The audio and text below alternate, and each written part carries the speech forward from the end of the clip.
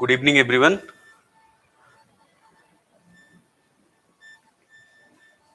मेरी आवाज आ रही है?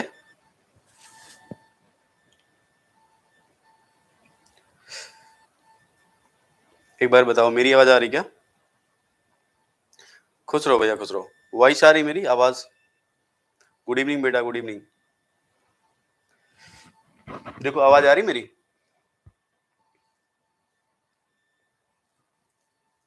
गुड इवनिंग बेटा, गुड इवनिंग। ठीक है, तो हम लोग एसिड हाइड्रोलिसिस हम लोग लगभग कंप्लीट कर चुके थे, राइट? ठीक है, हम लोग को पढ़ना है बेस हाइड्रोलिसिस। तो हमने एसिड हाइड्रोलिसिस में कई सारे फैक्टर्स देख लिए थे। जैसे हमने देखा था कि चार्ज का क्या फर्क पड़ता है, राइट? हमने देखा था कि स्टेरिक हिंडेंस का क्या फर्क पड़ता है। हमने देखा था कि चीलेट आपको दिया होगा सुमित सर ने। भैया मैंने बोला था उनसे, उन्होंने बोला था आपको रिप्लाई कर देंगे। ठीक है, मैंने बोला था, उन्होंने कहा था आपको रिप्लाई कर देंगे। ठीक है जी। अच्छा ठीक है, अभी वो आएंगे थोड़ी देर, 9 बजे भी आते हैं, मेरी क्लास के बाद आएंगे वो। मैं अभी बोलता हूँ उनसे, ठीक? मैंने बोला था उनसे, तो उन्होंने बोला था सर मैं बात कर लूंगा या मैं रिप्लाई दे दूंगा। ठीक, ओके भैया, ठीक है, चेक कर लेना मुन्ना, अभी दे देंगे आपको रिप्लाई, डोंट वरी। ठीक है, दे देंगे आपको, राइट? मैंने बोला था, हो सकता है ना याद रहो, अभी मैं फिर से बोल दूंगा। ठीक है, तो देखो हमने एसिड हाइड्रोलिसिस में चार्ज इफेक्ट पढ़ा, हमने एसिड हाइड्रोलिसिस में पढ़ा था स्टेरिक हिंडेंस का क्या फर्क पड़ता है, राइट? हमने एसिड हाइड्रोलिसिस में पढ़ा था कि सिस एंड ट्रांस इफेक्ट क्या होता है अगर हमारा लिगेंड जो है, अगर हमारा लिगेंड जो है, दे दूंगा यार, क्लास के बाद दे दूंगा। ठीक है, क्लास के बाद दे दूंगा, डोंट वरी, दे दूंगा भैया। वैसे भी देखो यूट्यूब पे होगा नंबर, मुझे लगता है जहां चैनल पे जाओगे तो मे भी कॉन्टेक्ट नंबर लिखा हो वहां पे। खैर, मैं दे दूंगा लास्ट में, आप लास्ट में पूछ लेना मुझसे, क्लास में दे दूंगा मैं। ठीक है, और हमने देखा था फिर कि इंडक्टिव इफेक्ट का क्या असर पड़ता है, ये सब चीजें। और ये सारी चीजों से हमने एक चीज सीखा कि जो एसिड हाइड्रोलिसिस होती है वो बेसिकली किसको फॉलो करती है? वो फॉलो करती है डिसोसिएटिव पाथवे, है ना? यही तो सीखा हमने कि जो हमारा एसिड हाइड्रोलिसिस है डिसोसिएटिव पाथवे को फॉलो करता है मेनली। एक्सेप्ट कब? जब हमारे पास क्या हो, हमने पढ़ा था जब पाई एक्सेप्टर हमारे पास इनेट लिगेंड होगा तब एसोसिएटिव होता है, नहीं तो मेनली क्या फॉलो करता है वो? पाई एक्सेप्टर के केस में क्या था, वो एसोसिएटिव हो गया था, नहीं तो बेसिकली क्या फॉलो करता है? डिसोसिएटिव। तो मैंने आपको पहले ही बताया था कि गुड इवनिंग बेटा, तो आप चाहे इसको ये समझो एसिड हाइड्रोलिसिस को फैक्टर्स अफेक्टिंग एसिड हाइड्रोलिसिस समझो, या फिर आप इसको ऐसे भी समझ सकते हो कि ये जो है डिसोसिएटिव मैकेनिज्म हम पढ़ रहे हैं। ठीक है ना, कि डिसोसिएटिव में चार्ज बढ़ाने पर क्या फर्क पड़ता है, स्टेरिक हिंडेंस बढ़ाने पर क्या फर्क पड़ता है, राइट? तो एक तरह से क्या था, डिसोसिएटिव का एग्जांपल था। ठीक है, इसमें हमने ढेर सारे फैक्टर देख लिए, हमने कंपेयर कर लिया, और उम्मीद करता हूं कि आप एग्जाम में जो भी क्वेश्चन आए होंगे इससे रिलेटेड आप कर लोगे। बताओ ऐसा कोई क्वेश्चन था एग्जाम में आया हुआ, गुड इवनिंग बेटा, जो आपसे नहीं हुआ है अभी तक, जो आपने पढ़ा है? ऐसा कोई क्वेश्चन जो एग्जाम में आया था अभी तक, किसी भी एग्जाम में आया हो, नेट में आया हो, गेट में आया हो, सेट में आया हो, किसी भी एग्जाम में आया हो, एसिड हाइड्रोलिसिस से रिलेटेड आपने अगर सर्च किया हो और आपको लगा हो कि ये क्वेश्चन हमसे नहीं हो रहा है एसिड हाइड्रोलिसिस का, एक क्वेश्चन आपसे नहीं होगा अभी, वो क्या कि जो हमने अभी आपको बताया कि एक चीज हमने कल बोला था आपको कि हम लोग क्या पढ़ेंगे, इलेक्ट्रोफिलिक कैटलाइज्ड इक्वेशन रिएक्शन, ये मैंने आपको कल बोला था। ये भी हम इक्वेशन रिएक्शन ये मुझे आपको बतानी है अभी। इसमें मैंने बोला था मेटल, एक मेटल कैटलाइज होगा, मेटल कैटायन, और एक होगा H प्लस कैटलाइज, या कहने का मतलब है ब्रोंस्टेड एसिड कैटलाइज। ठीक, ये छोटा सा पार्ट है, इसको लेकिन हम बेस हाइड्रोलिसिस के बारे में पढ़ेंगे। तो ये वाला कर लोगे तो एक क्वेश्चन आई थिंक 2019 या समथिंग में आया था, वो भी आपसे हो जाएगा।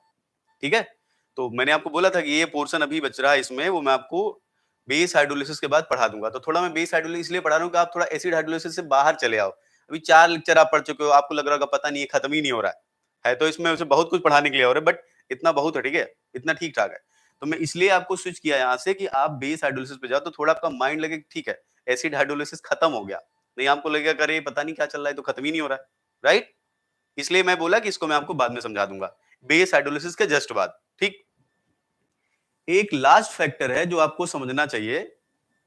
देखो एक बात बताओ कि हम लोग पढ़ रहे हैं एसिड हाइड्रोलिसिस, और एसिड हाइड्रोलिसिस को हमने ये माना है, ये टॉपिक कब खत्म होगा यार इसके बारे में तो मैं इतना प्रिसाइजली नहीं बोल सकता, लेकिन मेरी कोशिश ये है कि मैं आपको ज्यादा से ज्यादा नॉलेज दूं। इसलिए मैंने कहा कि ये टॉपिक को आप इत्मीनान से क्लास में आओ। देखो क्लास में रहोगे ना तो आपको सब कुछ आधे ज्यादा तो समझ में आ जाएगा। अकेले बैठ के देखोगे हो सकता है आपको बोरियत लगे। क्लास में आओगे तो आपको मैं साथ में क्वेश्चन एग्जाम के करूंगा तो आपका इंटरेस्ट भी मेंटेन रहेगा। ठीक है, फिर आपको ज्यादा बड़ा नहीं लगेगा। एक्चुअली क्या है ना, देखो खत्म करने को मैं इसे जल्दी खत्म कर सकता हूँ, बट प्रॉब्लम यह है कि मेरा जल्दी खत्म करने का मतलब है आपको समझ में नहीं आएगा।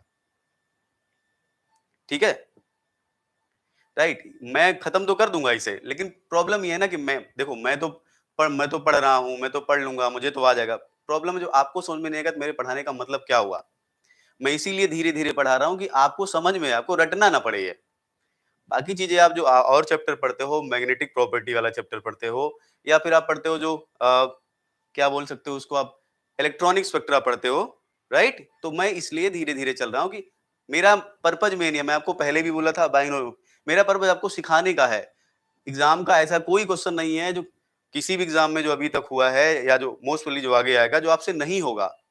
आप करोगे तो आपको खुद पता चलेगा, आपसे एग्जाम में क्वेश्चन हो जाएगा। अब एक आध क्वेश्चन का हो सकता है कि कभी कभार वो डेविएट कर जाए, लेकिन अगर 5 आएगा तो 4 आपसे डेफिनेटली हो जाएगा, हो सकता है पांचों आपसे हो जाए। तो मेरा मतलब सिर्फ ये कि अगर आप कॉन्सेप्ट क्लियर है तो क्वेश्चन तो आपसे हो जाएगा, तो आपका एग्जाम वाला भी और दूसरा आपको रटना ना पड़े। ठीक है, इसलिए मैं धीरे धीरे चल रहा हूं, राइट। क्योंकि देखो अभी ना बहुत कुछ है, रिएक्शन मैकेनिज्म में ऐसी बहुत चीजें हैं जहां से एग्जामिनर क्वेश्चन उठा सकता है, राइट। ना ना ना ना, अभी नहीं भैया, अभी अभी नहीं। ठीक है, अब देखो चलो अब आराम से सीखते, कोई और डाउट होपफुली नहीं होना चाहिए। अब पढ़ते हैं, ठीक है, इतनी बात हो गई, अब पढ़ते हैं। ध्यान से सुनो मेरी बात, ठीक है। देखो एक लास्ट फैक्टर है, क्यों मैं लास्ट, और वो फैक्टर हम क्यों पढ़ना चाहिए, मैं देखो बताता हूं। हमने पढ़ा कि जो एसिड हाइड्रोलिसिस है किसको फॉलो करती है, डिसोसिएटिव पाथवे को। समझने की कोशिश करो, ठीक है। देखो एसिड हाइड्रोलिसिस फॉलो करती है डिसोसिएटिव पाथवे को। डिसोसिएटिव में क्या होता है, जो मेटल लिगैंड बॉन्ड है ये जब टूटता है तो कौन सी स्टेप होती है, स्लो स्टेप। तो हमारा ये बनेगा, उसके बाद यहाँ पर वाई जुड़ता है, हमारा क्या बन जाता है, प्रोडक्ट, राइट। तो अगर डिसोसिएटिव पाथवे है तो जो मेटल और लिविंग ग्रुप के बीच का बॉन्ड है इसकी स्ट्रेंथ ज्यादा होगी या कम होगी, उससे रेट आपका चेंज होगा कि नहीं। भाई अगर ये बॉन्ड स्ट्रॉन्गर हुआ तो इसका मतलब क्या हुआ, स्लो रेट, है ना। अगर ये बॉन्ड वीकर हुआ तो इसका मतलब क्या हुआ, फास्ट रेट। इसका मतलब अगर एसिड हाइड्रोलिसिस डिसोसिएटिव पाथवे को फॉलो करती है, अगर एसिड हाइड्रोलिसिस डिसोसिएटिव पाथवे को फॉलो करती है तो जो ये लीविंग ग्रुप है ना इस पे इफेक्ट दिखना चाहिए, इसकी वजह से रेट में चेंज आना चाहिए। मतलब अगर ये लीविंग ग्रुप अच्छा बॉन्ड बनाएगा तो रेट स्लो होनी चाहिए, अगर लीविंग ग्रुप वीक बॉन्ड बनाएगा तो रेट क्या होनी चाहिए, फास्ट होनी चाहिए। इसका मतलब जो लीविंग ग्रुप है उसका रेट पर असर पड़ना चाहिए कि नहीं, बताओ। अगर हम मानते हैं डिसोसिएटिव पाथवे है तो लीविंग ग्रुप का, जहां लिविंग ग्रुप का मतलब जहां से बॉन्ड टूट रहा है, बॉन्ड स्ट्रेंथ पे रेट ऑफ रिएक्शन का फर्क पड़ना चाहिए कि नहीं, बिल्कुल पड़ना चाहिए। अब अगर अच्छा बॉन्ड होगा तो रेट स्लो हो जाएगी, वीकर बॉन्ड होगा तो रेट फास्ट हो जाएगी। तो इसलिए हम लिखेंगे एक लास्ट इफेक्ट इसमें एसिड हाइड्रोलिसिस में, effect of leaving group, leaving group पे कैसे रेट आपकी चेंज होती है। ठीक है, तो यहां हम लिखते हैं इफेक्ट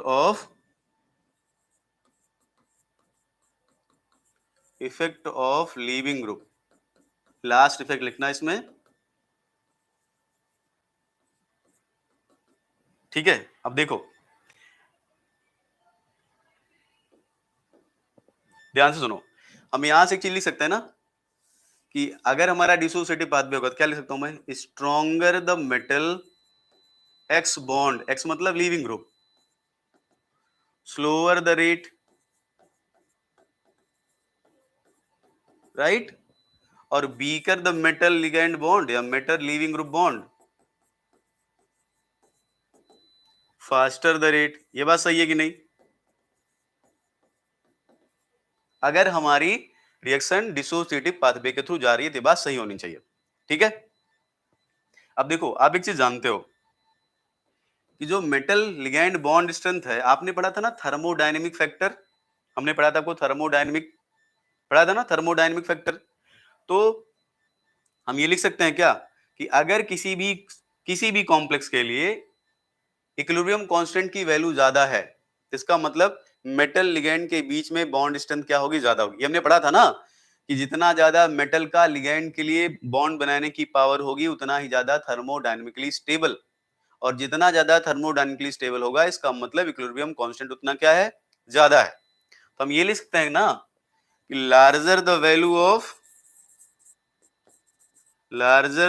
ऑफ इक्विलिब्रियम कांस्टेंट किसी भी कॉम्प्लेक्स के लिए, किसी भी बॉन्ड के लिए, stronger will be metal ligand bond, metal ligand bond,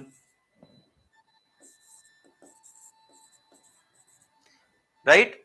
और जितना ज्यादा मेटल लिगैंड बॉन्ड स्ट्रॉन्गर होता है, हमने यहां से देखा, उतना ज्यादा हमारा रेट क्या होगा, स्लो होगा। तो मैं ऐसे भी लिख सकता हूं, स्लोअर द रेट। अब एक चीज यहां से देखो, हमने क्या किया यहां पर, देखो इक्विलिब्रियम कांस्टेंट है क्या, थर्मोडायनेमिक पैरामीटर। रेट कांस्टेंट क्या है, ये रेट है ना, ये रेट कांस्टेंट की बात कर रहा है, ये इक्विलिब्रियम कांस्टेंट की बात कर रहा है, के इक्विलिब्रियम। देखो मैं आपको ये बहुत आसानी समझा सकता था, मैं सिंपल बता देता कि बॉन्ड स्ट्रॉन्गर होगा तो रेट जो है स्लो होगी, बॉन्ड वीकर होगा तो रेट फास्ट होगी। मैं थोड़ा और आपको बताना चाह रहा हूँ, इसलिए मैं वर्ड्स इसलिए लिख रहा हूँ। नहीं मैं सिंपल लिख सकता था कि stronger the bond, weaker the, smaller the rate, weaker the bond fast, मैं ऐसा लिख सकता था, लेकिन मैं आपको थोड़ा और बताना चाह रहा हूँ, राइट। तो इसलिए देखो ये स्लोअर रेट, इसका मतलब हमने क्या किया यहाँ पर, ये हमारा थर्मोडायनेमिक पैरामीटर है, ये हमारा काइनेटिक पैरामीटर, मतलब हमने थर्मोडायनेमिक पैरामीटर को काइनेटिक पैरामीटर से रिलेट कर दिया, राइट। और थर्मोडायनेमिक पैरामीटर को काइनेटिक पैरामीटर से रिलेट करते हैं किससे, हम एक ग्राफ होता है उसको बोलते हैं हम, या एक रिलेशनशिप होती है जिसको बोलते हैं हम linear free energy relationship, right.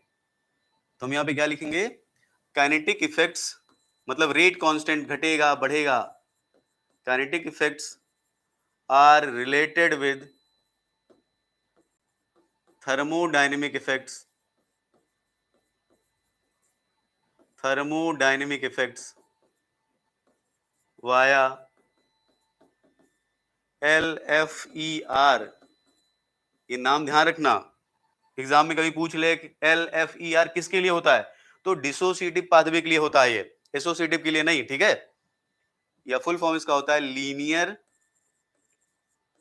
Free energy relationship. देखो ये कुछ है नहीं, सिंपल देखो मैं यहां से समझाता हूं आपको। हमने पढ़ा है आर्हेनियस इक्वेशन, ये काइनेटिक्स है, आर्हेनियस, आर्हेनियस इक्वेशन में क्या पढ़ा है कि ln k equal to ln a minus EA by RT, लिख सकते हैं कि नहीं है आर्हेनियस इक्वेशन से, यस या नो। थोड़ा सा आप रिमाइंड करो काइनेटिक्स, ये काइनेटिक प्रॉपर्टी है ना, ये काइनेटिक रिलेशनशिप है ना, यस या नो। और हमने पढ़ा है फ्रॉम थर्मोडायनेमिक्स, थर्मोडायनेमिक्स से हमें जानते हैं कि ln k इक्विलिब्रियम बराबर होता है minus delta H by R T plus delta S by R। ये हमारा थर्मोडायनेमिक रिलेशनशिप।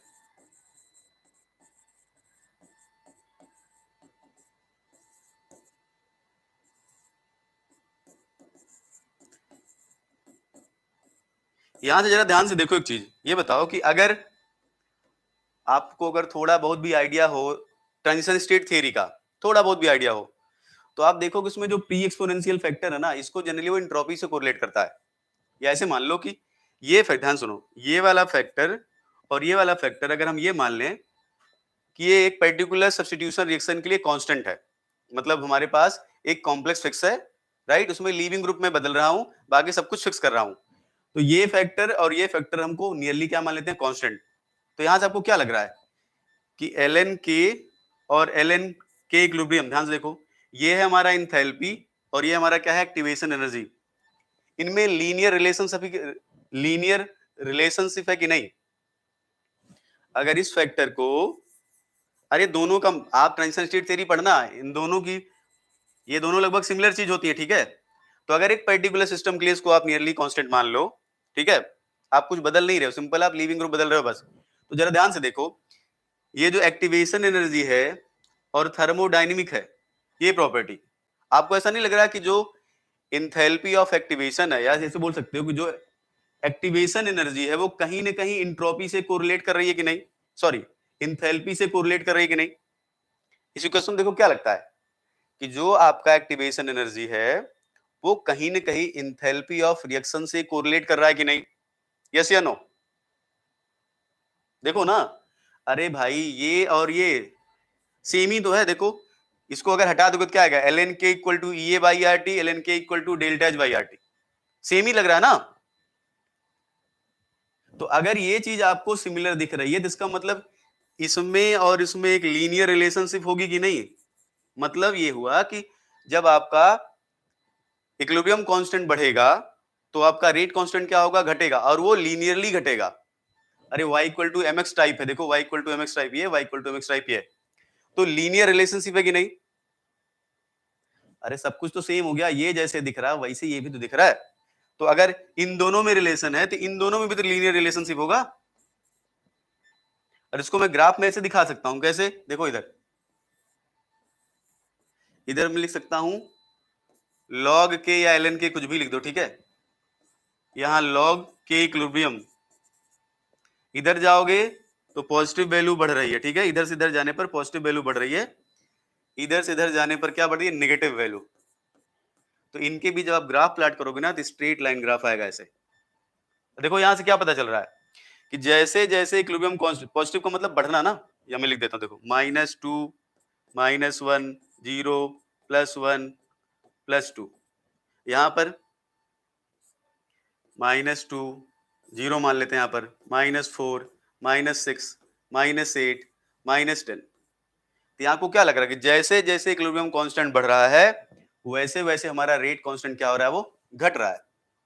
सही बात है, इक्विलिब्रियम कांस्टेंट बढ़ने का मतलब ये हुआ कि मेटल और लिगैंड के बीच का बॉन्ड क्या हो रहा होगा, स्ट्रॉन्गर, क्योंकि जितना ज्यादा मेटल लिगैंड बॉन्ड स्ट्रॉन्गर होता है इक्विलिब्रियम कांस्टेंट उतना ज्यादा, फॉर्मेशन कांस्टेंट उतना ज्यादा, थर्मोडायनेमिक स्टेबिलिटी उतनी ज्यादा, राइट?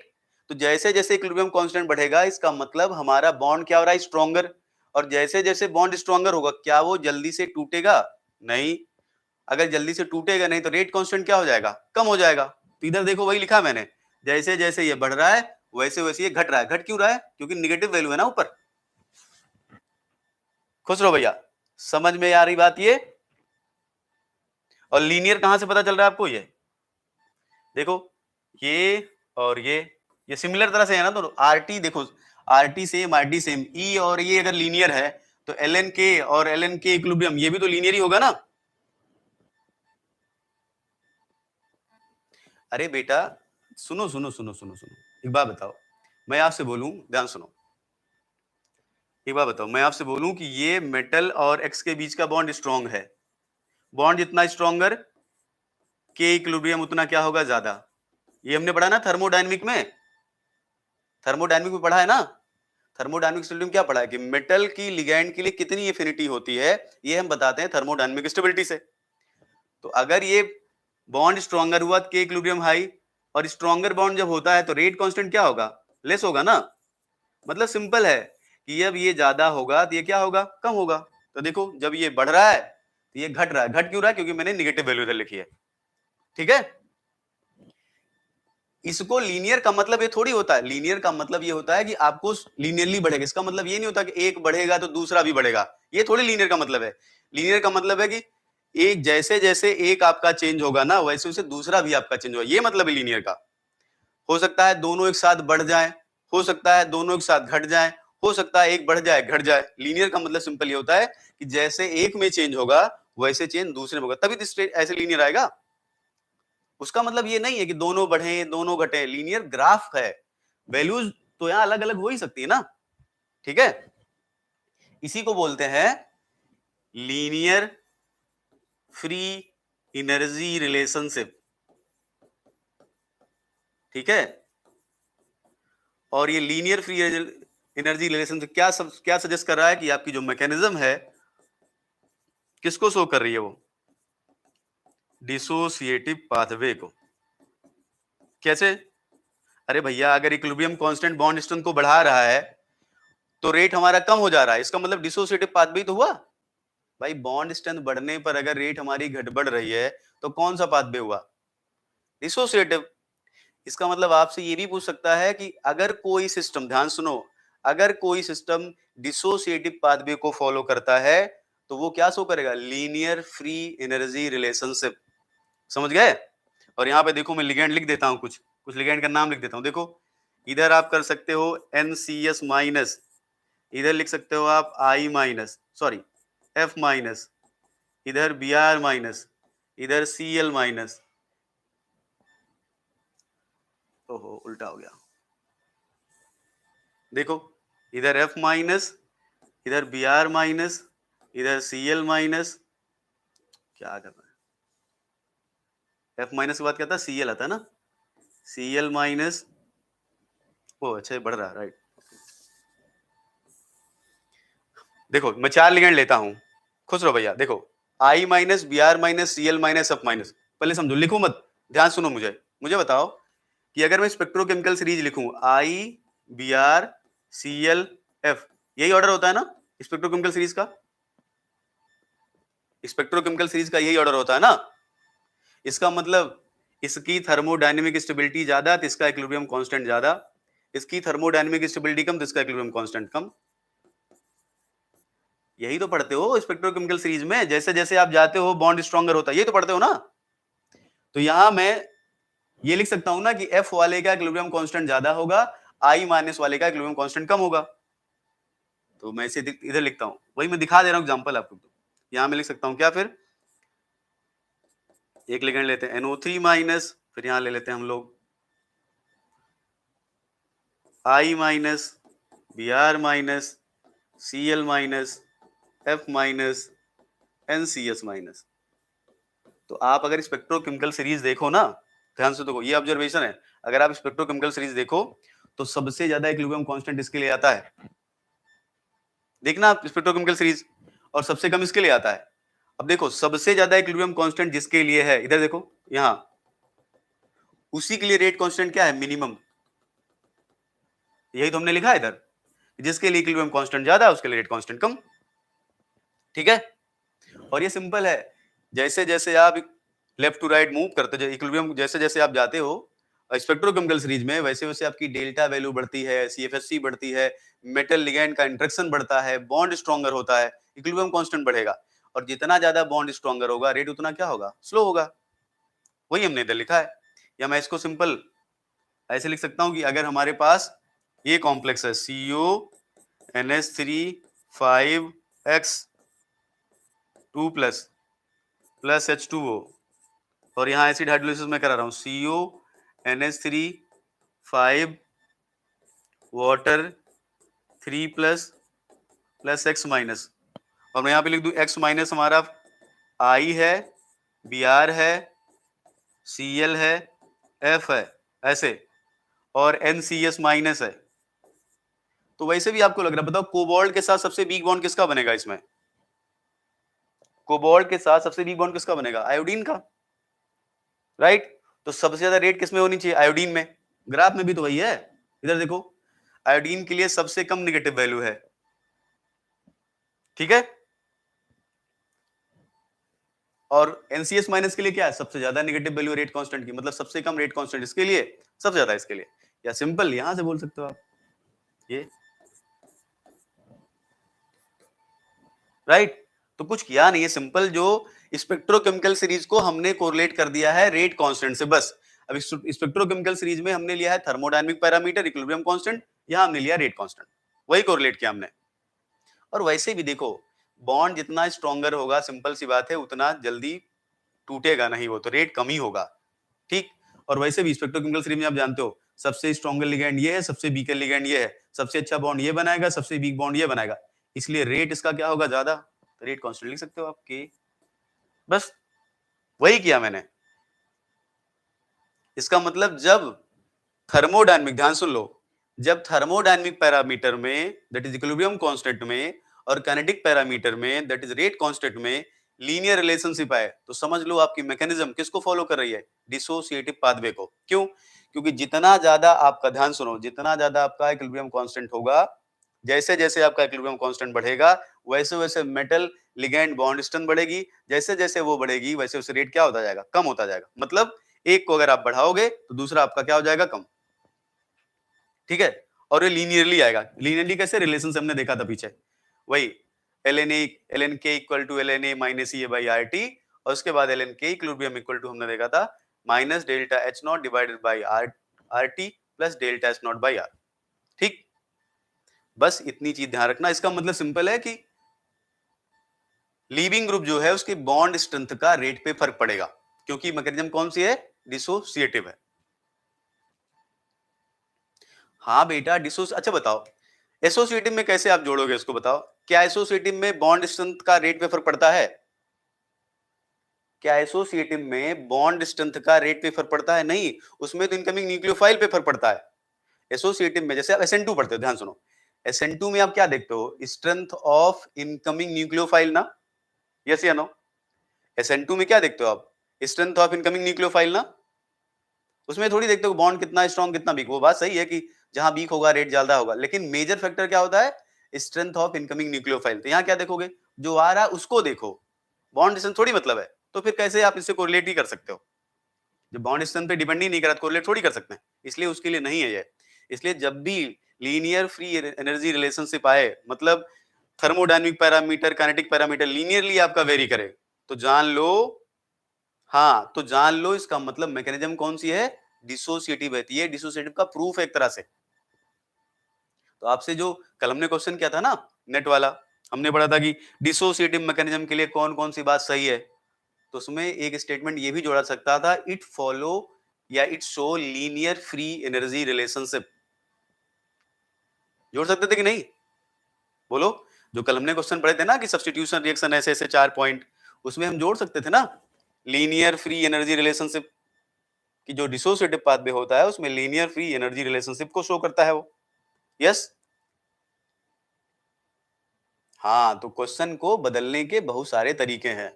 ठीक है, या ऐसे बोल सकता था कि जो हमारे पास लीविंग ग्रुप है उसकी स्ट्रेंथ पे डिपेंड करता है, लीविंग ग्रुप पे डिपेंड, चाहे ये बोले लीविंग ग्रुप पे डिपेंड करता है, चाहे बोले लीनियर फ्री एनर्जी रिलेशनशिप, दोनों का मतलब सेम ही है। अरे इनडायरेक्टली तो सेम ही है दोनों ना। तो चलो इसमें कोई डाउट नहीं होना चाहिए, है ना। तो मैं उम्मीद करता हूं कि आप एसिड हाइड्रोलिसिस से रिलेटेड सारे क्वेश्चन कर लोगे।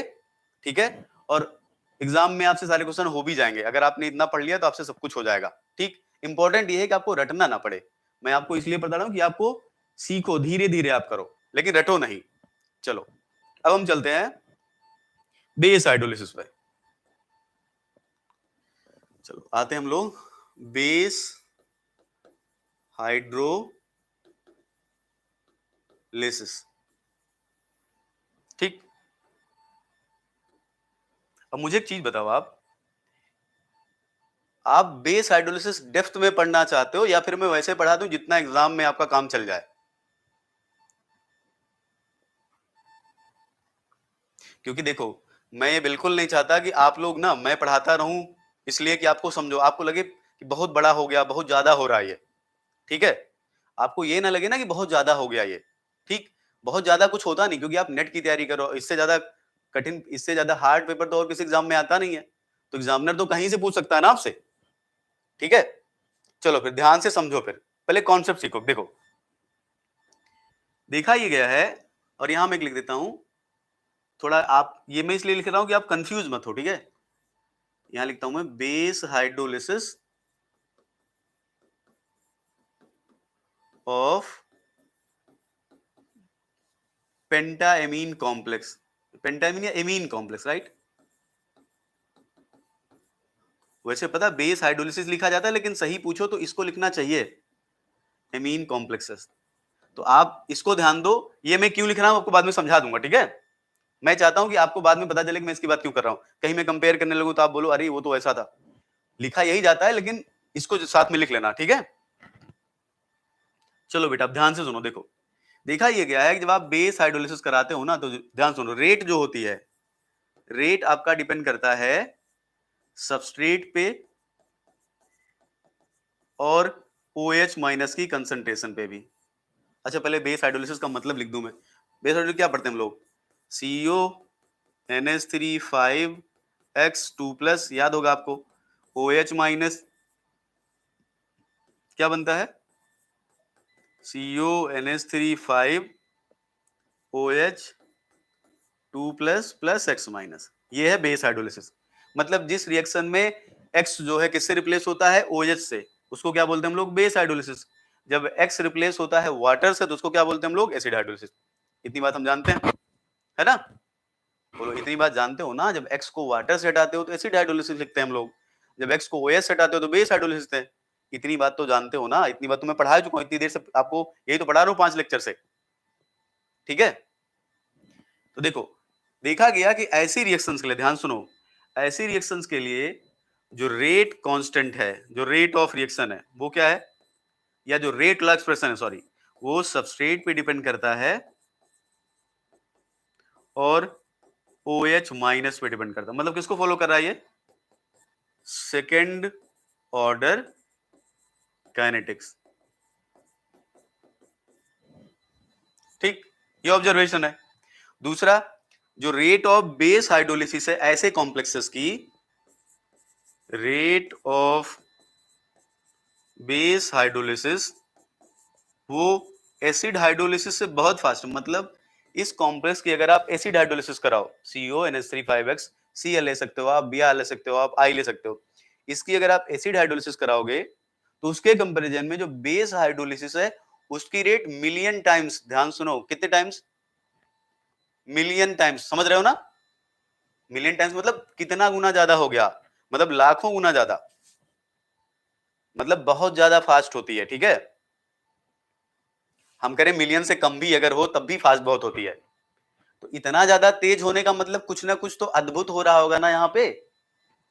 अरे हमने बाकी में देखा था चेंज होता है, एक ज्यादा होता है कम होता है, लेकिन इतना ज्यादा चेंज नहीं होती रेट। यहाँ पर जो रेट है, जो रेट ऐसे कॉम्प्लेक्सेस का बेस हाइड्रोलिसिस आप करा रहे हो, वो बेस हाइड्रोलिसिस में जो रेट है वो एसिड हाइड्रोलिसिस के कंपैरिजन में बहुत फास्ट है। बहुत ज्यादा होने का मतलब कुछ अलग हो रहा होगा, है ना? बेस जैसे आप जानते हो ना, जब एक एक एक एक सुने हो आप कि जब किसी पहले होता था, जब किसी पर्सन की बलि दी जाती थी तो क्या करते थे? उसको नहलाते थे, धुलाते थे, अच्छा खाना खिलाते थे, है ना? उसके बाद नए नए कपड़े पहनाते थे उसको। इतनी सुविधा अगर की जा रही है इसका मतलब जान लो कुछ गड़बड़ है ना? राइट, कुछ ना कुछ चमत्कार होने वाला है अभी। अभी नॉर्मली आपको कोई पूछ ले, ऐसे जैसे आप किसी अननोन पर्सन से मिलो और आपसे नॉर्मली बात करे, वो नॉर्मल बिहेव करे, तो जानो कि ठीक है, लेकिन अगर वो बहुत ज्यादा अगर नॉर्मल बिहेव करे तो जान लो या तो कुछ गड़बड़ है या तो कुछ बहुत अच्छा है। तो अगर बहुत गड़बड़ है या बहुत कुछ अच्छा है तो इसका मतलब उसके पीछे का कोई ना कोई लॉजिक जरूर होगा। तो हम यही फाइंड आउट करने की कोशिश करेंगे कि जो बेस हाइड्रोलिसिस की रेट है वो इतनी ज्यादा क्यों है। इसका मतलब नॉर्मल मैकेनिज्म नहीं हो रही है, कुछ और हो रही है यहाँ पे। Is very much faster than, very much faster than acid hydrolysis.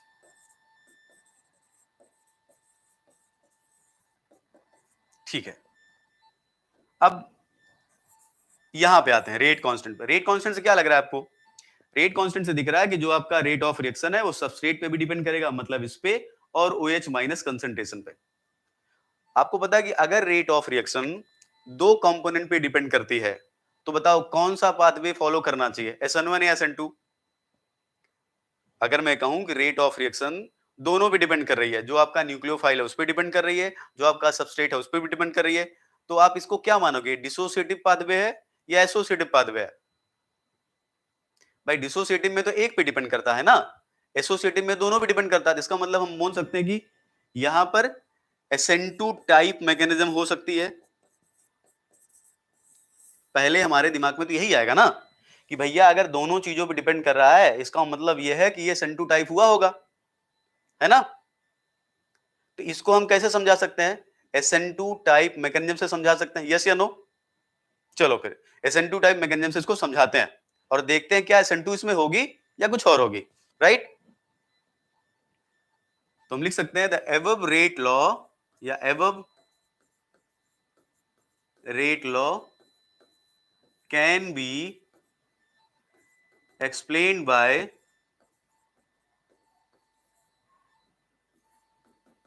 SN2 mechanism, क्योंकि जब दोनों पे डिपेंड कर रहा है तो इसका मतलब SN2 या SN2 टाइप बोल सकते हैं, राइट? टाइप लिखो क्योंकि ट्रांजिशन स्टेट नहीं बनता यहाँ पे। तो हम क्या लिख सकते हैं कि ऐसे कुछ हुआ होगा। कैसे हुआ होगा? ये CO NH3 5Cl 2+ है, यहाँ पर OH माइनस होगा, और ये पहले क्या बनाया होगा इससे? CO NH3 5OH Cl2+, ये कोऑर्डिनेशन नंबर 7 वाला इंटरमीडिएट बना है ना। ये रिएक्शन क्या, ये क्या आ गया? स्लो। ये हमारा क्या हो गया RDS, और CO उसके बाद जो कोऑर्डिनेशन नंबर 7 वाला इंटरमीडिएट है, ये इसके बाद ब्रेक होगा OH, सिंगल पॉजिटिव लिखना, ठीक है, क्योंकि OH माइनस जुड़ा है ना तो चार्ज कम हो जाएगा। OH Cl+, फिर यहां से Cl को ब्रेक कर दो, फास्ट हो जाएगा ये step, CO NH3 5OH + Cl-। ऐसे लिख सकते हैं ना हम। अगर हमें ये दिखाना है, एसोसिएटिव ऐसे तो होता है, पहले जुड़ेगा, कोऑर्डिनेशन नंबर 7 का इंटरमीडिएट बना, उसके बाद वो ब्रेक होगा, तुम्हारा प्रोडक्ट बनेगा। अब इसके लिए हम रेट क्या लिख सकते हैं? लिख सकते हैं रेट इसके लिए स्लो स्टेप में ये भी है, ये भी है। अगर स्लो स्टेप में दोनों के दोनों हैं तो रेट क्या लिख सकते हैं हम लोग? के सबस्ट्रेट या CO NH3 5Cl2+ OH minus. तो जो हमें ऑब्जर्वेशन है हम उसको SN2 टाइप मैकेनिज्म से समझा सकते हैं। क्लियर है ना बात? ये मतलब जो हमें मिल रहा था कि बेस हाइड्रोलिसिस जब हम कराते हैं तो रेट दोनों पे डिपेंड करती है, उसको हमने यहाँ पर SN2 से एक्सप्लेन कर दिया। हमने ये समझ लिया कि ये जो मैकेनिज्म है किसके थ्रू जा रही है? एसोसिएटिव पाथवे के थ्रू। किसके थ्रू जा रही है? SN2 के थ्रू। क्लियर इतनी बात?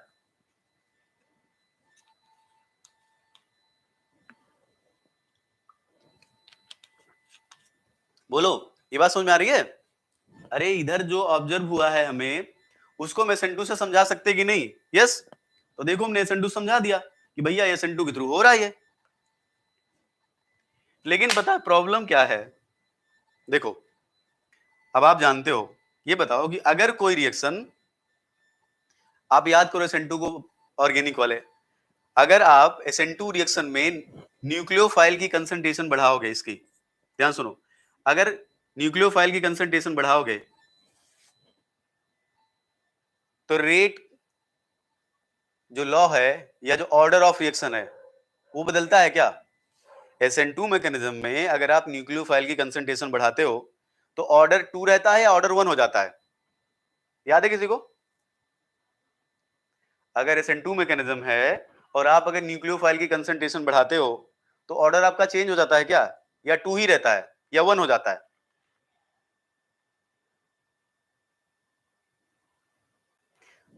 अगर ये रियल में SN2 है, अगर रियल में एसोसिएटिव है, तो इसकी कंसंट्रेशन बढ़ाने पर रेट, जो आपका ऑर्डर है वो 2 ही रहना चाहिए, क्योंकि इसकी कंसंट्रेशन पर तो डिपेंड करेगा ना भाई। अगर इसकी कंसंट्रेशन पर आपका रेट लॉ डिपेंड कर रहा है, मतलब ये वास्तव में अगर SN2 है तो OH माइनस की कंसंट्रेशन बढ़ाने पर रेट ऑर्डर या जो ऑर्डर ऑफ रिएक्शन वो 2 ही होना चाहिए। यस या नो? फर्स्ट ऑर्डर कहां होता है? कौन सी SN2 पढ़ लिए हो? अरे वो स्यूडो फर्स्ट दूसरी चीज होती है। SN2 रिएक्शन याद है आपको?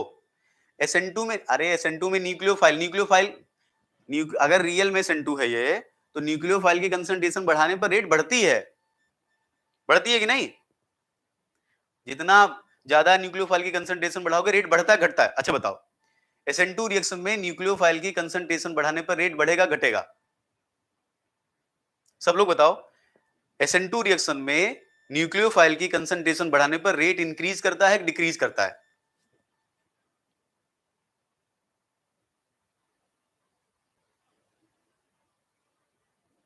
इंक्रीज करता है ना। इसका मतलब कि न्यूक्लियोफाइल की कंसंट्रेशन पर रेट डिपेंडेंट है ना, बढ़ेगा बिल्कुल। इसका मतलब न्यूक्लियोफाइल की कंसंट्रेशन पर रेट डिपेंड कर रहा है ना, इसका मतलब सबस्ट्रेट की कंसंट्रेशन पे भी रेट डिपेंड कर रहा है और न्यूक्लियोफाइल की कंसंट्रेशन पे भी रेट डिपेंड कर रहा है। इसका मतलब किसको फॉलो कर रहा है वो? सेकंड ऑर्डर काइनेटिक्स को। ये बात होती है रियल SN2 की या SN2 टाइप की। जो आप ये पढ़ रहे हो ना, ये रिएक्शन, इसमें ऐसा नहीं है। इसमें जब आप OH माइनस की कंसंट्रेशन को बढ़ाते जाते हो, एक बहुत ज्यादा कर देते हो ना, तो rate of reaction OH minus पे डिपेंड करना बंद कर देती है। इसमें क्या होता है, इसमें वो जैसे SN2 में होता है ना, इसमें नहीं होता इस तरह। ये आपको लग SN2 रहा है ये, क्योंकि हमने एक्सप्लेन इससे किया है, लेकिन इसमें प्रॉब्लम क्या है कि इसके अकॉर्डिंग क्या होना चाहिए कि OH माइनस की कंसंट्रेशन अगर आप बढ़ाओ तो आपका रेट बढ़ना चाहिए। लेकिन इसमें होता क्या है कि जब आप OH माइनस की कंसंट्रेशन बढ़ाते जाते हो ना, तो हाई कंसंट्रेशन पर इस पे रेट डिपेंड ही नहीं करता। इसका मतलब ये क्या हो जाता है, ये हो जाता है फर्स्ट ऑर्डर। अगर ये फर्स्ट ऑर्डर हो गया ना, तो SN2 है ही नहीं है। SN2 से कैसे समझा सकते हो आप, क्योंकि SN2 में तो न्यूक्लियोफाइल की कंसंट्रेशन बढ़ाने पर रेट बढ़ता है, यहां तो न्यूक्लियोफाइल की कंसंट्रेशन बढ़ाने पर ये गायब ही हो गया, रेट इंडिपेंडेंट हो गया इससे। तो ये SN2 थोड़ी हो सकता है। अगर ये रियल में SN2 होता, रियल में SN2 टाइप होता, तो OH माइनस की कंसंट्रेशन बढ़ाते जाते रेट बढ़ता जाता, मतलब रेट ऑफ रिएक्शन सबस्ट्रेट और OH माइनस दोनों पे डिपेंड करती। लेकिन ये जो ये कॉम्प्लेक्स है, इसमें देखा गया है कि जब आप OH माइनस की कंसंट्रेशन बढ़ाते हो, तो जो रेट ऑफ रिएक्शन है वो OH माइनस पे इंडिपेंडेंट हो जाती है, उस पर डिपेंड ही नहीं करती हाई कंसंट्रेशन पे। इसका मतलब ये वास्तविक SN2 है ही नहीं, क्योंकि वास्तविक SN2 होता तो ऐसा कभी नहीं होता, फर्स्ट ऑर्डर थोड़ी आता। समझ रहे हो? इसका मतलब ये मैकेनिज्म इसके लिए सुटेबल है नहीं। मैं आपको इसलिए समझाया कि आप SN2 जान लो। इसका मतलब इस मैकेनिज्म से इसमें जो चेंजेस है वो हम समझा ही नहीं सकते। तो देखो, अब सुनो ध्यान से, मैं क्या लिख रहा हूं। देखो, ऑब्जर्वेशन क्या है कि एज OH माइनस कंसंट्रेशन, ऐसे लिख सकते हैं, एट वेरी हाई कंसंट्रेशन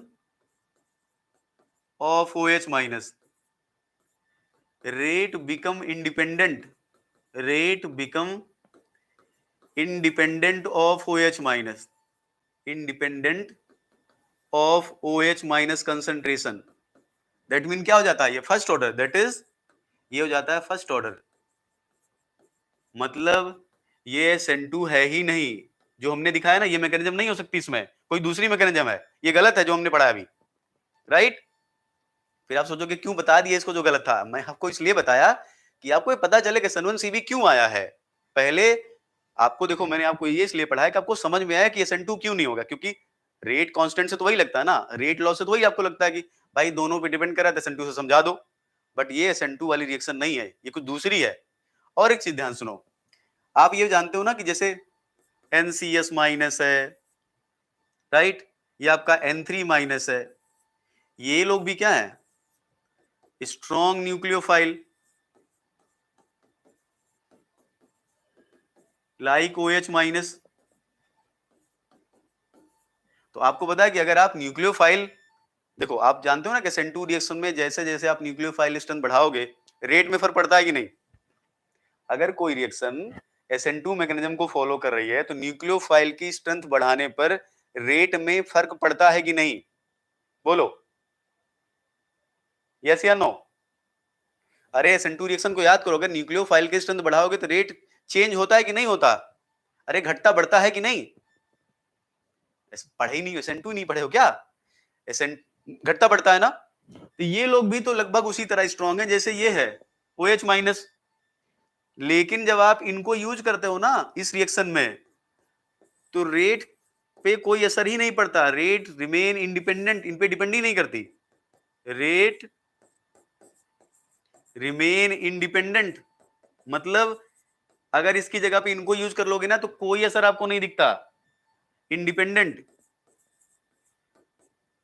इसका मतलब हुआ कि ऐसी रिएक्शन, अगर कोई रिएक्शन SN2 है, राइट, हम किसी रिएक्शन को SN2 मान रहे हैं और वो न्यूक्लियोफाइल पे ही डिपेंड नहीं कर रही है, तो SN2 तो हो ही नहीं सकती वो, क्योंकि SN2 तो न्यूक्लियोफाइल की कंसंट्रेशन पे डिपेंड करती है।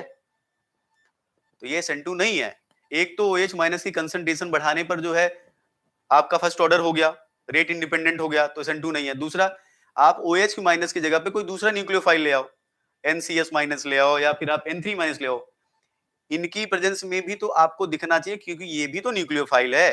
लेकिन इनकी प्रेजेंस में रेट में कोई फर्क नहीं पड़ता। मतलब रेट में जो इनहैंसमेंट यहां होता है ना, जो चेंज यहां देखने को मिलता है, यहां वो चेंज देखने को नहीं मिलता।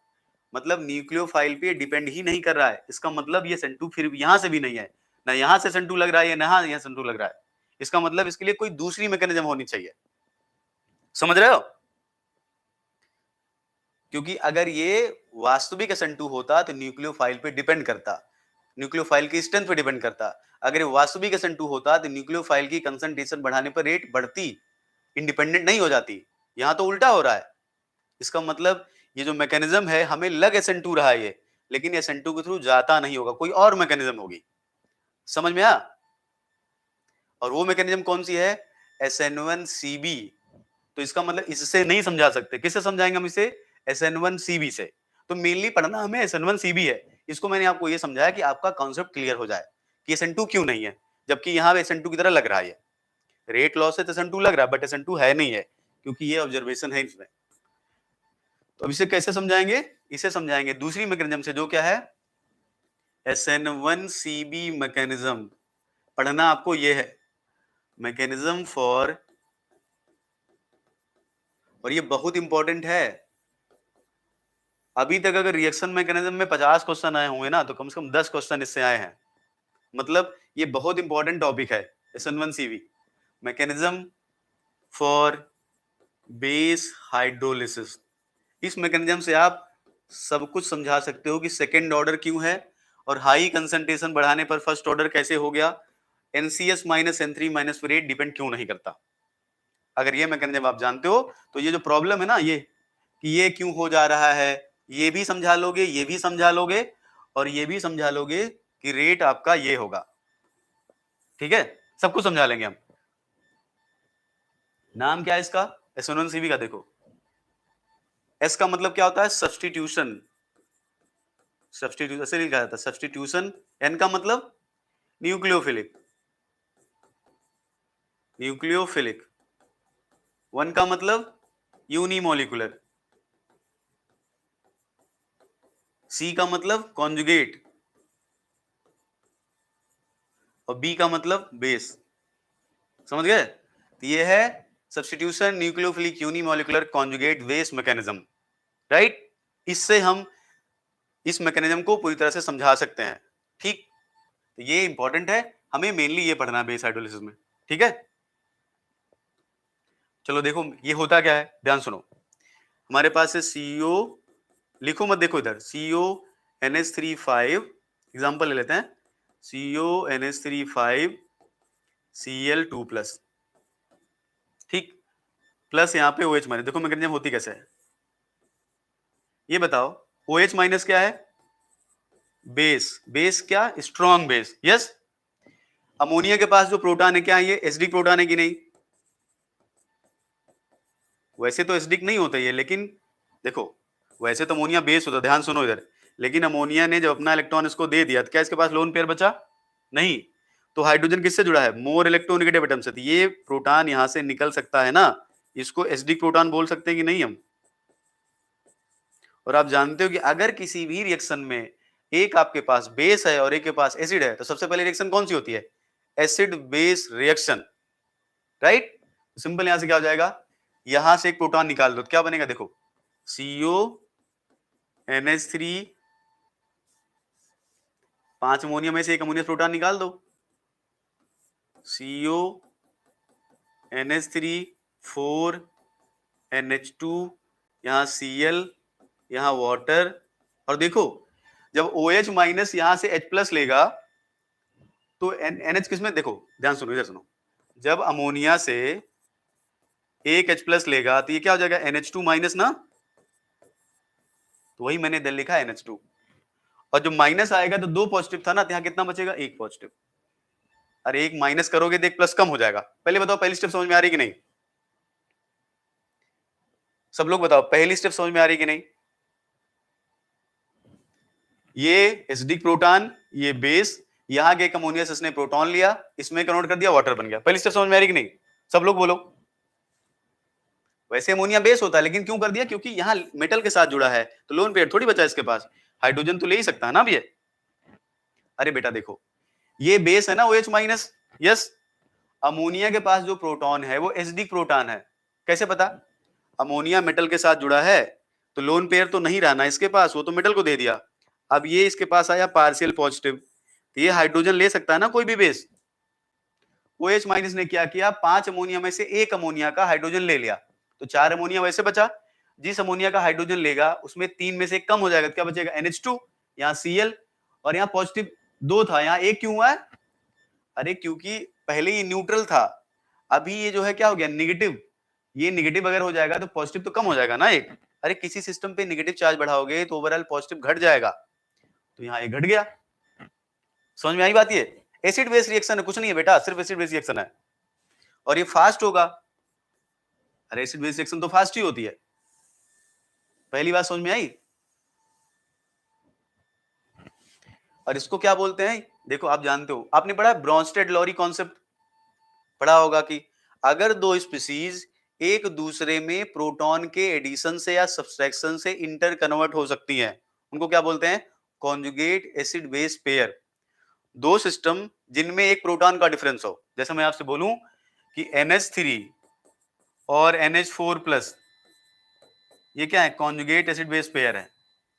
तो ये जो यहां से प्रोटॉन निकलने के बाद जो बनता, क्या बनता? बेस। तो ये क्या है एक्चुअली? ये एक कॉन्जुगेट बेस है। कॉन्जुगेट बेस ही तो होगा। प्रोटॉन निकालने के बाद जो बनता है वो कॉन्जुगेट बेस, प्रोटॉन ऐड करने पे जो बनता है कॉन्जुगेट एसिड। ये कॉन्जुगेट बेस, इसका कॉन्जुगेट एसिड ये वाला है। पहली स्टेप समझ में आई?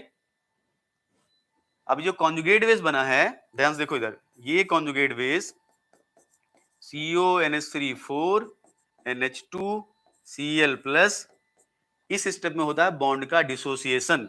ये होती है स्लो स्टेप और यही होती है रेट डिटरमाइनिंग स्टेप। तो यहाँ Cl को हटा तो क्या बन जाएगा? CONH3 और Cl निकलेगा तो यहाँ पॉजिटिव चार्ज बढ़ जाएगा, Cl-। ये इंटरमीडिएट है जिसका कोऑर्डिनेशन नंबर क्या है? 5। ये बन गया। अब ये इंटरमीडिएट रिएक्शन करेगा तीसरी स्टेप में, CONH3 NH2 2+ वाटर। ये फास्ट होगा हमारा।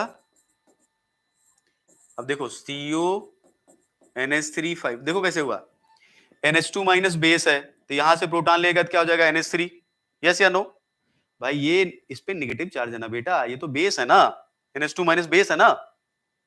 तो ये NH2- के पास दो लोन पेयर हैं, एक लोन पेयर ये है और एक लोन पेयर किसको दिया है? कोबाल्ट को। ये लोन पेयर है ना इसके पास, ये यहां से प्रोटॉन ले सकता है कि नहीं? बोलो, ये यहां से प्रोटॉन ले सकता है कि नहीं? प्रोटॉन ले लेगा तो क्या हो जाएगा? ये NH3, और जब ये प्रोटॉन यहां से जाएगा तो ये क्या बचेगा? OH। देखो बन गया ना प्रोडक्ट आपका, बन गया ना। तो इसमें 3 स्टेप है। पहली स्टेप में क्या होता है? एसिड बेस रिएक्शन, उसके बाद डिसोसिएशन ऑफ कॉन्जुगेट बेस, उसके बाद लास्ट में क्या होता है? Addition of water. तो देखो ये आपका रिएक्टेंट, ये आपका क्या बन गया? प्रोडक्ट। इसको बोलते हैं कॉन्जुगेट बेस मैकेनिज्म, क्योंकि यहां पे क्या बना है? Conjugate base. अब इससे मैं आपको सब चीज समझाता हूं कि पहले तो ये समझिए कि कैसे ये सेकेंड ऑर्डर काइनेटिक्स को एक्सप्लेन करता है। हमें ये भी बताना है ना, हमें ये भी बताना है कि जो रेट रिएक्शन है या रेट लॉ एक्सप्रेशन है वो क्या लिखा जाएगा? K substrate OH-। ठीक, चलो एक एक करके सॉल्व करते हैं। पहले देखो यहां से पहले हमको रेट लॉ एक्सप्रेशन दिखाना है कि सेकंड ऑर्डर कैसे फॉलो कर रहा है ये। ठीक है, पहले तो ये समझाना ना सेकंड ऑर्डर कैसे फॉलो कर रहा है। पहले बताओ इसमें किसी स्टेप में डाउट है आपको? पहली स्टेप एसिड बेस, दूसरे में डिसोसिएशन हो गया, तीसरे में वाटर जुड़ गया, बन गया प्रोडक्ट। और क्योंकि कॉन्जुगेट बेस बना है, और यूनिमोलिकुलर क्यों लिख रहा है पता है? देखो इधर यूनिमोलिकुलर क्यों है ये, देखो न्यूक्लियोफिलिक सब्स्टिट्यूशन, ये तो क्लियर हुआ। कॉन्जुगेट बेस बना, ये भी यूनिमोलिकुलर क्यों है? क्योंकि जब आरडीएस है ना तो एक ही मॉलिक्यूल इन्वॉल्व है। देखो जरा यूनिमोलिकुलर क्यों बोलते हैं? क्योंकि रेट डिटरमाइनिंग स्टेप में कितने लोग इन्वॉल्व है? सिर्फ एक। और आप जानते हो जिस भी सिस्टम में रेट डिटरमाइनिंग स्टेप में दो लोग इन्वॉल्व होते हैं उसको बाईमोलिकुलर बोलते हो। जिस भी सिस्टम में एक लोग इन्वॉल्व होते हैं उसको क्या बोलते हो आप? उसको बोलते हो आप यूनिमोलिकुलर। तो एक ही तो इन्वॉल्व है ना आरडीएस में, सिर्फ कॉन्जुगेट बेस।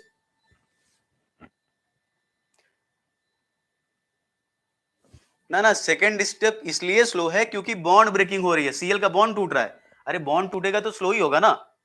सेकेंड स्टेप, सभी अमोनिया कॉन्जुगेट बेस क्यों नहीं बनाते?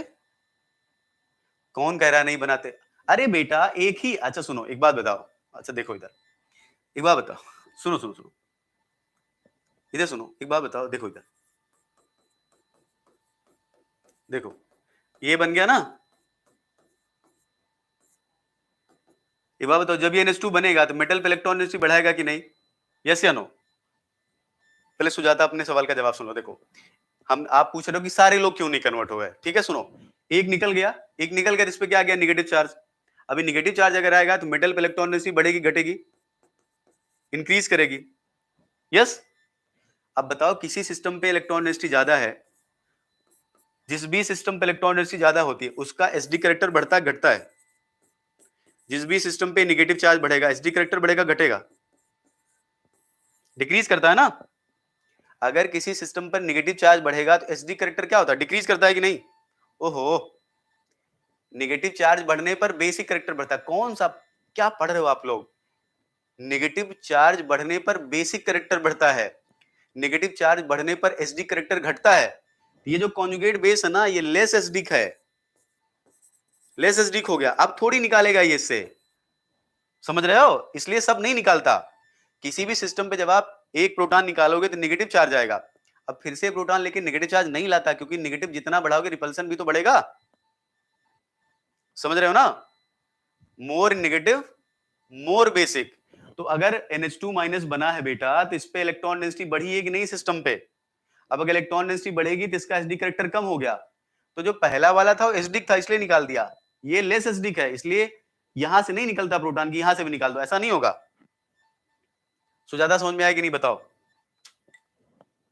किसी भी सिस्टम पे बेटा जब आप एक प्रोटॉन निकालोगे तो उस पर निगेटिव चार्ज आएगा, सिस्टम पे इलेक्ट्रॉन डेंसिटी बढ़ जाएगी, तो एसडी कैरेक्टर घटता है।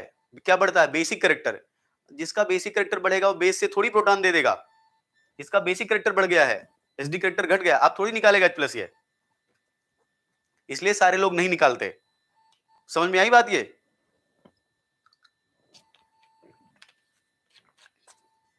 एक बार बोलो तो हम आगे बढ़े। क्लियर है ना? क्यों नहीं निकला? इसलिए नहीं निकला क्योंकि एक से एक जैसे इससे निकालोगे निगेटिव बढ़ गया, आप सिस्टम पे निगेटिव चार्ज बढ़ गया, अब क्यों थोड़ी निकालेगा दोबारा। हमेशा ध्यान रखो, पहला प्रोटॉन किसी सिस्टम से निकालते हो तो इजीली निकलता है जनरली, दूसरा प्रोटॉन निकालते हो तो अगर कोई अबनॉर्मल बिहेवियर नहीं है तो, राइट, नॉर्मली ऐसे होता है कि किसी भी सिस्टम का जब आप किसी प्रोटॉन से किसी भी एसिड से पहला प्रोटॉन निकालते हो जल्दी निकलता है, दूसरा उतनी आसानी से नहीं निकलता, तीसरा और परेशानी से निकलता है, क्योंकि निगेटिव चार्ज जैसे जैसे बढ़ेगा वैसे वैसे वो बेस रिएक्शन करना कम कर देगा। ठीक है, चलो अब यहां देखते हैं, अब समझते हैं इसमें रेट डिसाइड करते हैं। ठीक है, देखो इधर रेट अगर हमें लिखना हो तो जो स्लो स्टेप होती है उसी से लिखते हैं ना रेट हम लोग। स्लो स्टेप यही है, स्लो स्टेप में कौन इन्वॉल्व है? Conjugate base. तो हम लिख सकते हैं क्या, रेट हमारा क्या होगा?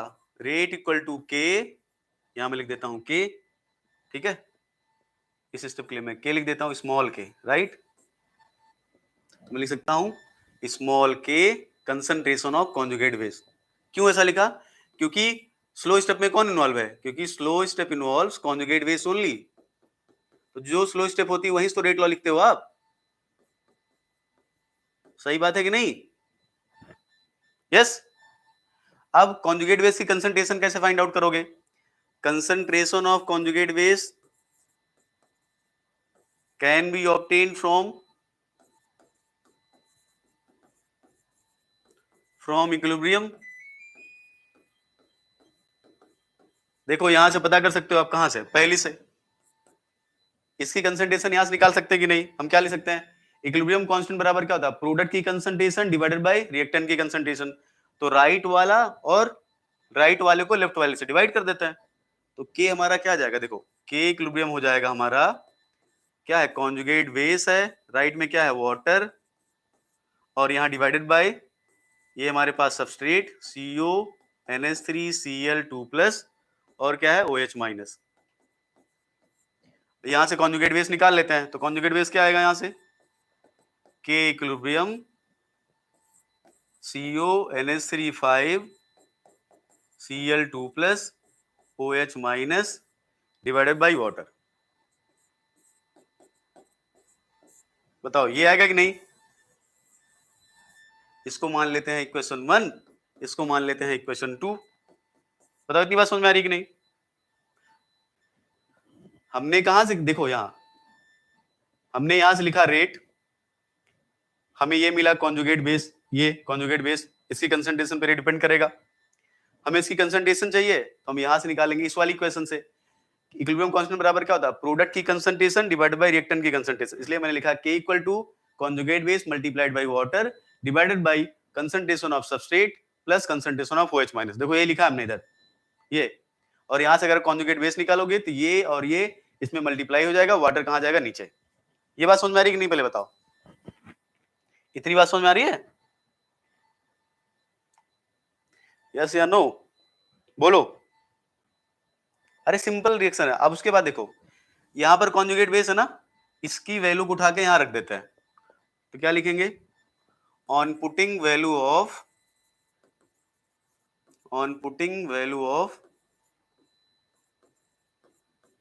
इन इक्वेशन 1, तो क्या हो जाएगा? के रेट इक्वल टू क्या हो जाएगा? देखो रेट इक्वल टू हो जाएगा के मल्टीप्लाइड बाई के। देखो इधर क्या होगा, देखो इधर इसकी जगह पे क्या लिख देना, ये पूरा लिख दो। तो के मल्टीप्लाइड बाई के equilibrium this this divided by this, है ना? यही होगा ना? अगर इसको पुट करेंगे यहां पे ले जाके तो इसकी जगह पे क्या रख देंगे? के equilibrium multiplied by this divided by this, ये लिखेंगे ना? यस या नो? सिंपल है ये तो ये लिख देते हैं के, फिर यहां क्या लिखेंगे? CO NH3 Cl2 प्लस, इधर OH माइनस, इधर क्या हमारे पास हो जाएगा? वाटर। अब देखो तो रेट इक्वल टू क्या लिख सकता हूं मैं?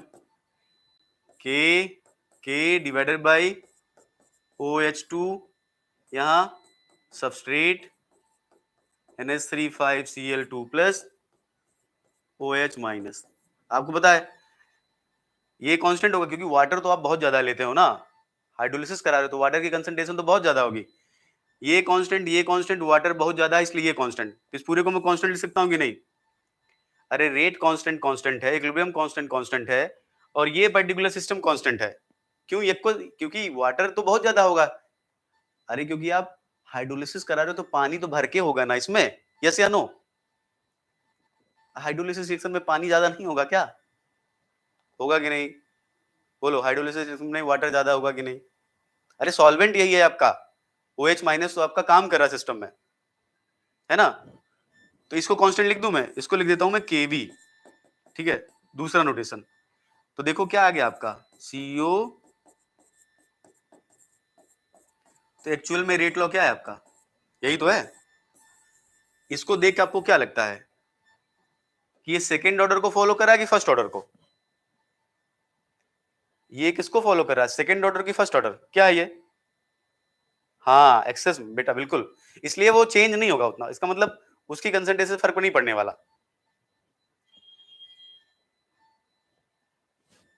देखो इस पे भी डिपेंड कर रहा है, इस पे भी डिपेंड कर रहा है, इसका मतलब किसको फॉलो कर रहा है? ये सेकेंड ऑर्डर काइनेटिक्स। तो ओवरऑल क्या है? ये सेकेंड ऑर्डर काइनेटिक्स है। और यही तो ऑब्जर्वेशन था हमारा कि जो बेसिक हाइड्रोलिसिस थी किसको फॉलो कर रही थी? वो सेकेंड ऑर्डर काइनेटिक्स को। तो इसका मतलब कॉन्जुगेट बेस मैकेनिज्म जो है वो एक्सप्लेन कर पा रही है किसको फॉलो कर रहा है? ये सेकेंड ऑर्डर काइनेटिक्स को। वो भी बता पा रहा था, ये कौन सा वाला? पहले वाला, कि हमारा किसको फॉलो करा था? जो एसोसिएटिव था वो भी बता पा रहा था किसको फॉलो करा? सेकेंड ऑर्डर का। वहां प्रॉब्लम लेकिन ये थी कि वहां प्रॉब्लम ये थी कि OH माइनस की कंसंट्रेशन बढ़ाने पर आपका जो रेट है वो OH पे डिपेंडेंट होना चाहिए, इंडिपेंडेंट नहीं होना चाहिए। लेकिन वहां क्या था? इंडिपेंडेंट, इसलिए प्योर SN2 नहीं थी वो। ये वो सब बातें समझा देगा। तो यहां से एक चीज क्लियर हुआ कि कॉन्जुगेट बेस मैकेनिज्म वही फॉलो कर रहा है जो हमारा ऑब्जर्वेशन था। ठीक, तो एक चीज क्लियर हुई आपकी?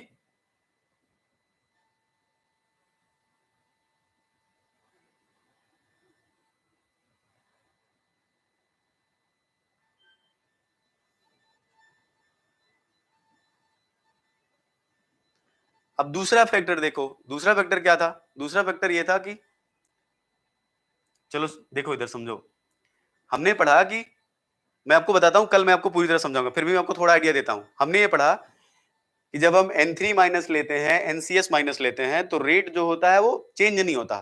पता क्यों नहीं चेंज होता? क्योंकि अमोनिया खुद है बेस, राइट? और अमोनिया से प्रोटॉन निकालने के लिए बहुत स्ट्रॉन्ग बेस की जरूरत है, क्योंकि जब तक स्ट्रॉन्ग बेस नहीं होगा कॉन्जुगेट बेस नहीं बनेगा। जब तक कॉन्जुगेट बेस नहीं होगा ये मैकेनिज्म नहीं होगी। ठीक, अब अगर आप OH माइनस की जगह पे N3 माइनस ले लोगे, OH माइनस की जगह पे NCS माइनस ले लोगे, तो वो अमोनिया से प्रोटॉन नहीं निकाल पाता। क्यों नहीं निकाल पाता? क्योंकि वो उतना स्ट्रॉन्गर बेस नहीं है जितना स्ट्रॉन्गर बेस हमारा क्या है, OH माइनस है। अगर वो प्रोटॉन नहीं निकाल पाएगा तो क्या कॉन्जुगेट बेस बनेगा? देखो इधर, ये बताओ कि अगर यहाँ पे मैं ऐसा बेस ले लूं जो वीक बेस हो, तो आपको क्या लगता है कि यहां से प्रोटॉन को निकाल सकता है? नहीं। क्यों नहीं निकाल सकता? क्योंकि अमोनिया खुद बेसिक है, भले यहाँ एच लिखा हुआ है, लेकिन इसके प्रोटॉन को निकालने के लिए बहुत ताकतवर बेस चाहिए। वो काम OH माइनस कर सकता है, वो NCS माइनस से नहीं होगा, वो N3 माइनस से नहीं होगा, भले वो स्ट्रॉन्ग न्यूक्लियोफाइल है। वो न्यूक्लियोफाइल अच्छा है, बेस अच्छा नहीं है। तो ये क्या इसके प्रोटॉन को निकाल पाएगा NCS माइनस? नहीं। क्या इसके प्रोटॉन को N3 माइनस निकाल पाएगा? नहीं। तो क्या ये बनेगा? नहीं बनेगा। ये नहीं बनेगा तो क्या ये मैकेनिज्म होगी? नहीं होगी। अगर ये मैकेनिज्म नहीं होगी तो रेट पे कोई फर्क पड़ेगा क्या? नहीं। ये मैकेनिज्म होनी चाहिए तब तो फर्क पड़ेगा ना। समझ रहे हो क्यों फर्क नहीं पड़ता? क्योंकि आपका जो सिस्टम है वो इस मैकेनिज्म को फॉलो करता है, और अगर इस मैकेनिज्म को फॉलो करता है तो NCS माइनस N3 माइनस को यूज करने पर आपका यही नहीं बनेगा, इसीलिए उससे फर्क नहीं पड़ता। इसलिए कोई फर्क नहीं पड़ता उससे, समझ रहे हो? OH माइनस होने से ही फर्क पड़ता है। क्लियर है बात? तो जो हमने पढ़ा था उसमें कि स्ट्रॉन्ग न्यूक्लियोफाइल है, असर क्यों नहीं पड़ा? SN2 के लिए जाने, लेकिन यहाँ क्यों? क्योंकि कॉन्जुगेट बेस बनता ही नहीं आपका, इसलिए कोई फर्क नहीं पड़ता, क्योंकि मैकेनिज्म आपकी इसके थ्रू जा रही है। ठीक है, और इसके थ्रू अगर जाएगी तो यहाँ पावरफुल बेस चाहिए। ये NCS माइनस या N3 माइनस की बस की बात नहीं है। समझ गए? फिर एक चीज बचती है कि OH माइनस की कंसंट्रेशन बढ़ाने पर रेट फर्स्ट ऑर्डर क्यों हो जाता है? देखो क्यों हो जाता है, खुद से सोचो आपकी। अगर आप OH माइनस की कंसंट्रेशन बढ़ाओगे तो ये रिएक्शन इधर जाएगी, ये बनेगा, वाटर बनेगा, है ना? बढ़ाते जाओ बढ़ाते जाओ बढ़ाते जाओ बढ़ाते जाओ। आपको क्या लगता है आप कितना बढ़ाते जाओगे, एक इक्विलिब्रियम मेंटेन रहेगा कि नहीं? आप देखो पहले समझो इसे। OH माइनस से जब आप इधर लेते हो तो ये बनेगा, ये बनेगा। जैसे आप OH माइनस ऐड करोगे फिर वाटर बनेगा, OH माइनस ऐड करोगे फिर वाटर बनेगा, OH माइनस ऐड करोगे फिर वाटर बनेगा, बनेगा ना? एक कंडीशन ऐसी आएगी, अब ध्यान सुनो, आप OH माइनस ऐड कर रहे हो ना ढेर सारा, ध्यान सुनो, OH माइनस आप ढेर सारा ऐड कर रहे हो ना, जितना OH माइनस आप ऐड कर रहे हो आपका वाटर बन रहा है। तो आप जो OH माइनस ऐड कर रहे हो वो बच रहा है क्या आपका सिस्टम में? उसके ऐड करने से क्या OH माइनस की कंसंट्रेशन पे ज्यादा चेंज आ रहा है क्या? सुनो ध्यान से, OH माइनस जब आप ऐड कर रहे हो, OH माइनस ढेर सारा ऐड करोगे, तो OH माइनस जो भी यहाँ पे ऐड करोगे वो फाइनली किसमें कन्वर्ट हो रहा है? वाटर में। तो क्या आपको OH माइनस की ज्यादा कंसंट्रेशन दिखाई देगी? अगर आप OH माइनस ऐड करोगे, इधर समझो, इधर समझो, सुनो देखो इधर, मैं ये कह रहा हूं कि ये जो इक्विलिब्रियम है हमारा, देखो इधर Cl2+, कल मैं फिर से लिखवा दूंगा इसको, थोड़ा सा देख लो आप।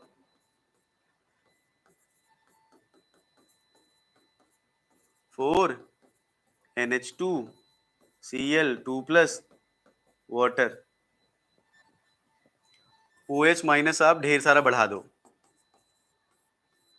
आप बताओ कि OH माइनस ढेर सारा बढ़ाओगे तो क्या ये बनता ही जाएगा क्या हमेशा? क्या इसकी कंसंट्रेशन बढ़ती जाएगी क्या? नहीं, क्योंकि सिर्फ इधर ही रिएक्शन थोड़ी होगी, रिएक्शन इधर भी तो होगी। क्यों? अरे क्योंकि ये बेस है, तो ये क्या है? एसिड। इधर क्या है? ये बेस है, ये क्या है? एसिड।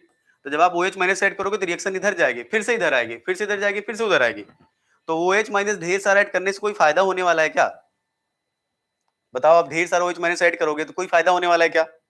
क्योंकि रिएक्शन इधर इधर दोनों तरफ जाएगी ना।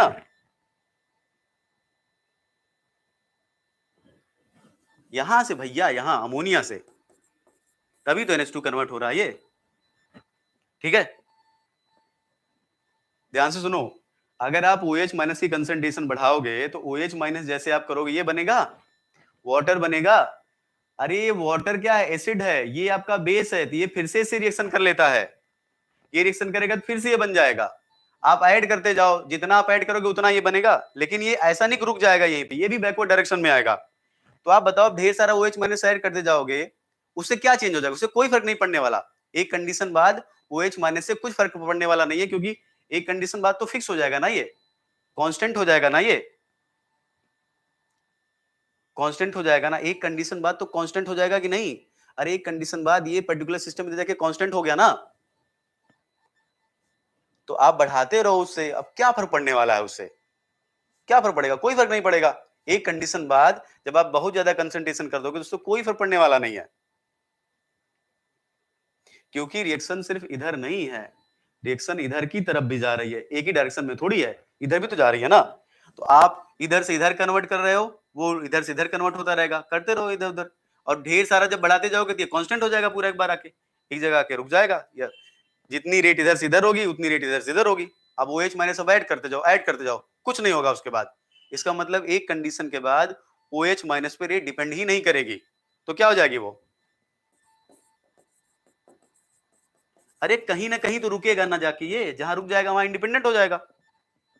अब आप आपके पास लो कंसंट्रेशन है तो आपको दिखेगा ढेर सारा, लेकिन जब आप ढेर सारा बढ़ा दोगे तो जैसे इधर से इधर जा रहा है वैसे इधर से इधर भी तो आएगा। तो एक कंडीशन बाद जितनी रेट इधर से इधर उतनी रेट इधर से इधर। अब OH माइनस आप डालते जाओ जितना मन करे, चाहे जितना OH माइनस डालो, कुछ भी फर्क पड़ने वाला नहीं है, कुछ नहीं चेंज होगा। क्यों? क्योंकि इस इक्विलिब्रियम की वजह से एक कंडीशन में इक्विलिब्रियम मेंटेन हो जाएगा। ठीक है,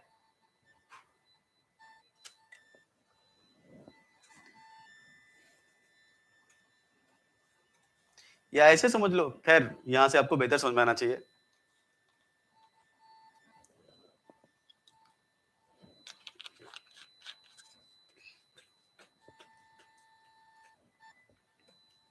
भाई इधर से इधर जा रहा है तो इधर से इधर भी तो आएगा, क्योंकि ये बेस है, ये एसिड है। अब अगर आप OH माइनस ऐड करोगे तो ये बनेगा, ये रिएक्शन करके फिर वापस आएगा। अब एक कंडीशन तक ही तो ये बनता रहेगा ना, एक के बाद तो रुक जाएगा ना ये, मतलब एक कंडीशन बाद सब कांस्टेंट हो गया। अब उसके बाद OH माइनस आप ऐड करते रहो जितना मन करे, कोई चेंज होगा क्या उसके बाद? नहीं होगा। ठीक है, ये जो इक्विलिब्रियम है ना इसकी वजह से हो रहा है, अगर ये नहीं होता तो नहीं होता, क्योंकि इधर से इधर भी जाएगा, इधर से इधर भी आएगा। तो बस ये चेंज जो आपको है ना कि ये कितना आपको ज्यादा दिखाई देगा, एक पर्टिकुलर टाइम तक दिखेगा, उसके बाद जैसे इधर से इधर जाओगे वैसे इधर से इधर आओगे। ठीक है, क्योंकि उधर भी क्या है, बेस और एसिड बना हुआ है, वो भी रिएक्शन करेगा। ठीक, इसीलिए एक कंडीशन बाद OH माइनस पे क्या हो जाता है, इंडिपेंडेंट। तो ये इस इक्विलिब्रियम की वजह से इंडिपेंडेंट हो रहा है। ठीक है, तो NO2 minus sorry NCS minus N3 minus पे डिपेंड क्यों नहीं करता? क्योंकि अच्छे बेस नहीं है, वो कॉन्जुगेट बना ही नहीं पाएंगे, इसलिए मैकेनिज्म हो ही नहीं पाएगी ये वाली, इसलिए अलग बिहेवियर होता है उसका। OH माइनस की कंसंट्रेशन बढ़ाने पर इस इक्विलिब्रियम की वजह से OH माइनस का ज्यादा फर्क नहीं पड़ने वाला, राइट। और सेकंड ऑर्डर हमने यहां से समझ ही लिया है, यहां से। ठीक है, अब कल हम पढ़ेंगे कि जो इंटरमीडिएट है वो क्या है, कैसे रेट घटती है बढ़ती है, और कल हम ये भी आपको बताएंगे कि जो बेस हाइड्रोलिसिस है वो एसिड हाइड्रोलिसिस के कंपैरिजन में इतना फास्ट क्यों होता है। ठीक है, कल हम समझेंगे इसमें, वो सारी चीजें SN1 CB से समझाई जा सकती हैं। ठीक, क्लियर रहती बात? ठीक है, कल मैं इसे फिर से समझा दूंगा एक बार, ये बेस वाला, और दूसरा वो लिख भी दूंगा मैं कि देखो N3 माइनस और NCS माइनस का असर क्यों नहीं पड़ रहा है, और OH माइनस बढ़ाने पर क्या हो गया, फिर से मैं समझा दूंगा एक बार इसे। ठीक है, चलो फिर अपना अच्छे ध्यान रखना आप लोग, कल हम लोग मिलते हैं मॉर्निंग में और बाइन ऑर्गेनिक में पढ़ेंगे। ठीक है, या तो जैंथीन ऑक्सीडेज पढ़ेंगे, मोलिब्डेनम कंटेनिंग एंजाइम, या फिर पढ़ेंगे सोडियम पोटेशियम पंप, दोनों में से कोई एक चीज। ठीक है, दोनों एग्जाम में आते हैं। ओके भैया, ओके, ठीक है, thank you, good night and take care.